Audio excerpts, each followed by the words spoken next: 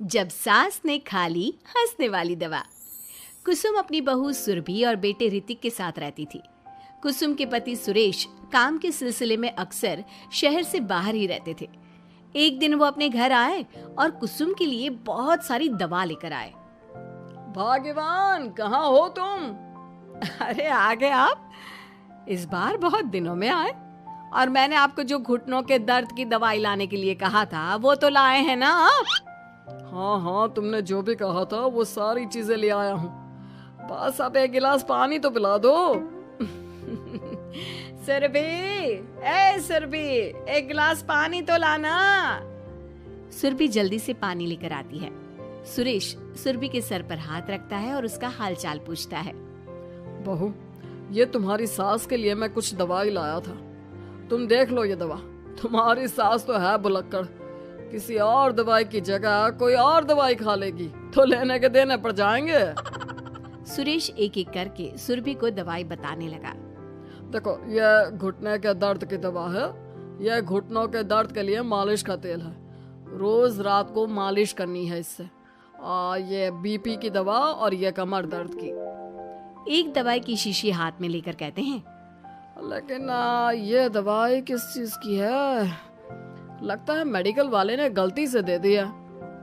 सुरेश कुछ दिन अपने घर वालों के साथ रहता है और फिर शहर से बाहर चला जाता है। सुरभि रोज अपनी सास को दवाई दे देती है, लेकिन एक दिन वो घर के काम में बहुत व्यस्त होती है और अपनी सास को दवाई देना भूल जाती है। लगता है सुरभि को आज बहुत ज्यादा काम है। चलो कोई बात नहीं, मैं खुद ही दवा ले लेती हूँ। अरे वाह, ये दवाई तो बहुत स्वादिष्ट है, थोड़ी सी और पी लेती हूँ। इस तरह कुसुम थोड़ी थोड़ी करके हंसने वाली दवाई की पूरी बोतल ही पी लेती है। माँ जी, आज मेरे मायके वाले आ रहे हैं, भैया का फोन आया था। क्या कहा, मायके वाले? अरे तो तू यहाँ क्यों खड़ी है? खाने में कुछ अच्छा सा बना ले। माँ जी, आप इतना हंस क्यों रही हो? आप मेरे मायके वालों का मजाक तो नहीं बना रही हो ना? नहीं, मैं कहाँ मजाक बना रही हूँ। मैं तो बस बता रही हूँ।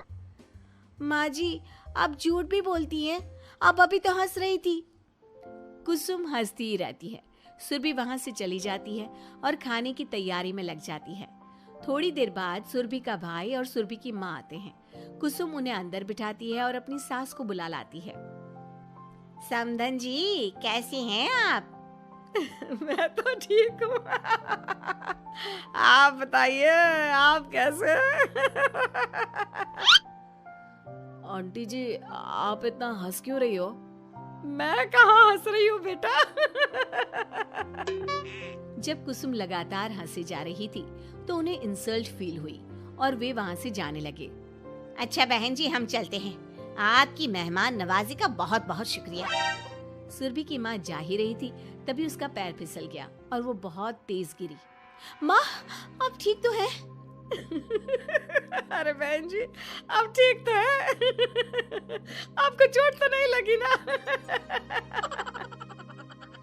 आप मुझसे पूछ रही हैं या मेरा मजाक उड़ा रही हैं?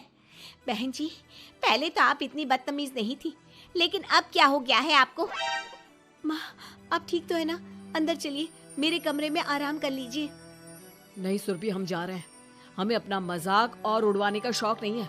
और सुरभि, तुम अपनी सास का इलाज कराओ।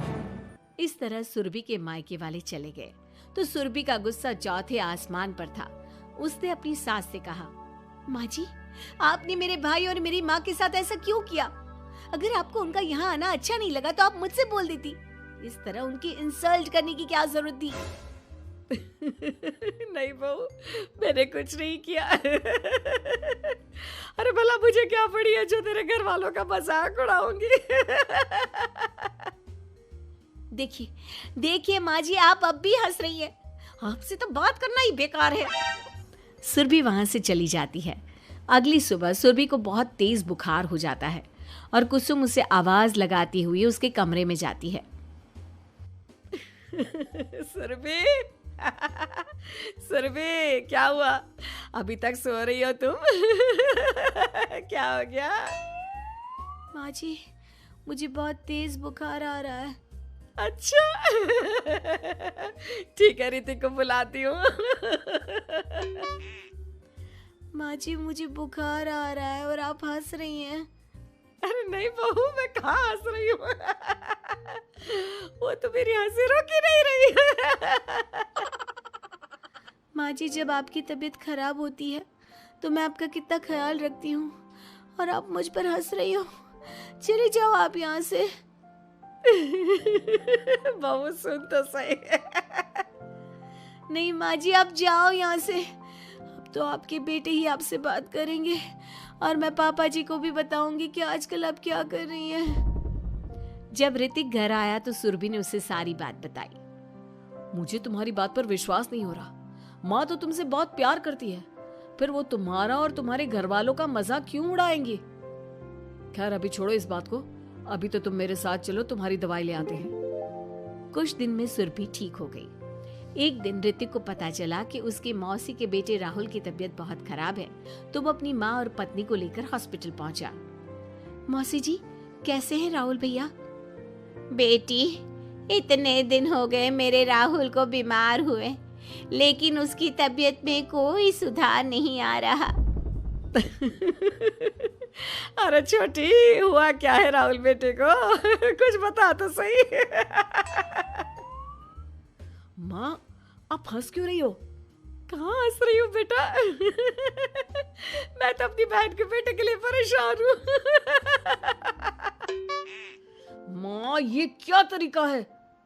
रहने दे बेटा, ये तो मैंने सुना था कि मुसीबत में साया भी साथ छोड़कर चला जाता है।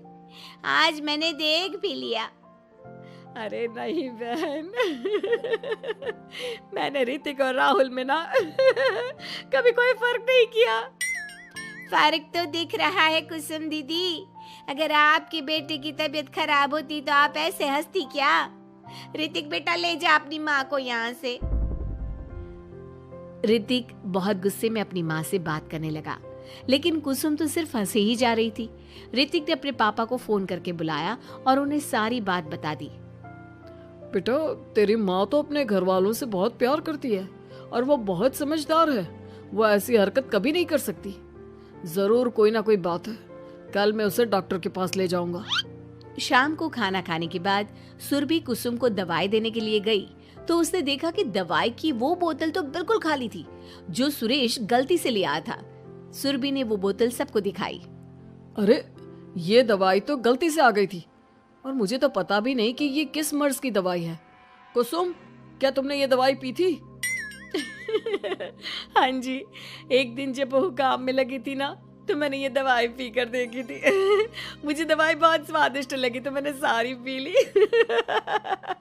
माँ, आपको दवाई स्वादिष्ट लगी? अरे, आप भी बच्चों जैसी बात करती हो। ऐसे कोई भी दवाई नहीं पीनी चाहिए, इससे कोई बड़ा नुकसान भी हो सकता है। मैं अभी डॉक्टर से पूछ कर आता हूँ। ऋतिक डॉक्टर के पास गया और कुछ देर में वापस घर आकर सबको बताया।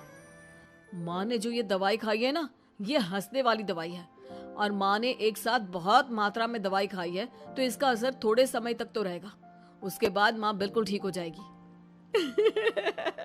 अच्छा हुआ जो तू डॉक्टर से पूछ कर आया, नहीं तो हंसते हंसते मेरा पेट ही दुख गया है।